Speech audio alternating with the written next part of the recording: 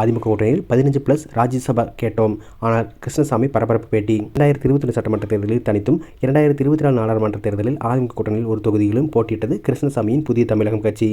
இந்நிலையில் 2026 சட்டமன்ற தேர்தலில் அதிமுக தலைமையிலான கூட்டணியா அல்லது வேறு கூட்டணியா எனும் கேள்வி எழும்பொழுது எங்களுக்கு அனைத்து பக்கமும் வாய்ப்பு இருக்கிறது எனும் ரீதியில் பதில் கொடுத்தார் கிருஷ்ணசாமி.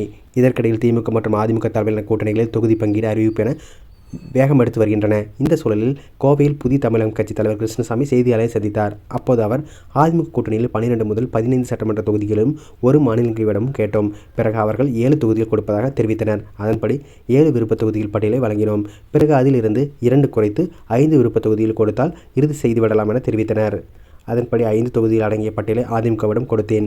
ஆனால் சமீபத்தில் செய்தியாளர் சந்திப்பில் பேசிய அதிமுக பொதுச் செயலர் எடப்பாடி பழனிசாமி எங்களுடனான கூட்டணி பேச்சுவார்த்தை நின்றுவிட்டது என்பது போல் தெரிவித்துவிட்டார் என தெரிவித்தார். தேர்தல் நெருங்கும் நேரத்தில் கிருஷ்ணசாமியின் புதிய தமிழகம் கூட்டணி அமைத்து தேர்தலை சந்திக்குமா அல்லது தனித்து போட்டியிடுமா என்பது கேள்விக்குறியாகவே இருந்து வருகிறது.